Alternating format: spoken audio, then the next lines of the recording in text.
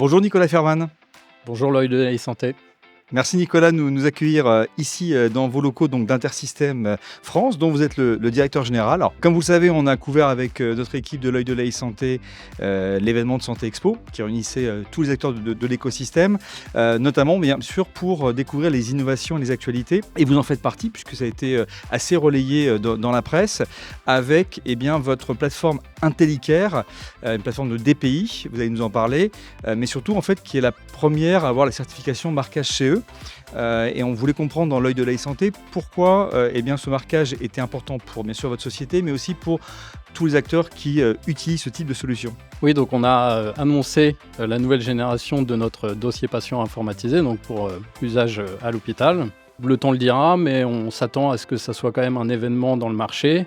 C'est un DPI qui intègre l'IA vraiment au cœur du logiciel. C'est pas une intégration d'un autre produit IA, donc qui permet vraiment d'aller beaucoup plus loin dans la captation de valeur liée à ces nouvelles technologies.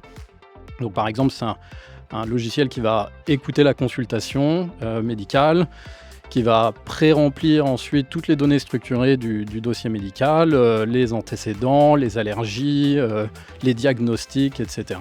Pré-remplir les prescriptions, pré-rédiger les courriers, enfin vraiment voilà, donner beaucoup de productivité et améliorer également la qualité des données renseignées dans le dossier. Et donc l'événement marquant, c'est que voilà, c'est le premier DPI à avoir été certifié, donc la réglementation sur les dispositifs médicaux européenne, le MDR classe 2A.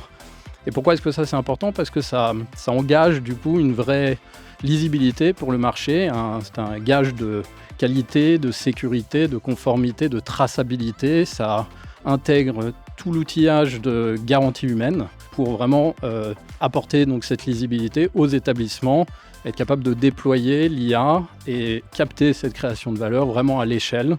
Et on pense que ça va donc redonner du temps aux soignants et améliorer vraiment la qualité de la prise en charge pour les malades.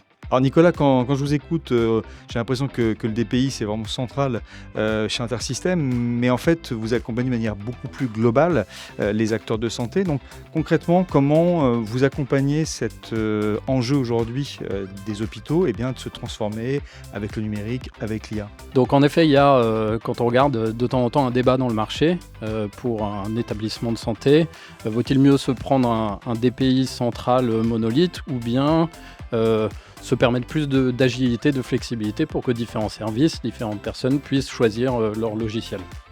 Dans le cas échéant, l'interopérabilité devient clé. Et ça, c'est notre cœur de métier également sur l'interopérabilité. D'ailleurs, à Santé Expo, on a participé à un agora avec le CHU de Toulouse qui montre comment on peut extraire les données d'un parc applicatif pour les centraliser. Là, en l'occurrence, dans un repository FHIR. Donc, ce sont les nouvelles normes d'interopérabilité d'ailleurs qui seront exigées par le règlement européen. Et donc pour imager un peu ça, c'est si on réfléchit à un parc applicatif assez divers, il se peut que les rendez-vous patients soient logés dans différentes applications. Les applications, le dossier médical, de radiologie, etc. Et donc si on voulait, par exemple, à travers un portail patient, offrir une vue à un patient de ses rendez-vous, voilà, il faut aller chercher cette donnée, il faut la nettoyer, la centraliser et la rendre exploitable.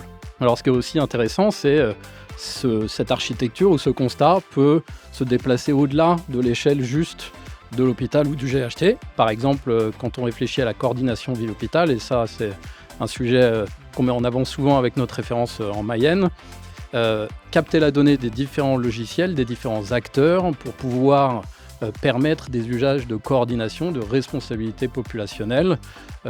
Concrètement, ça veut dire mettre à disposition des données à l'infirmière à domicile, aux médecins généralistes pour permettre une prise en charge qui ne s'arrête pas uniquement dans les murs de l'hôpital. Alors Nicolas, on a bien compris que vous accompagnez la transformation du monde hospitalier.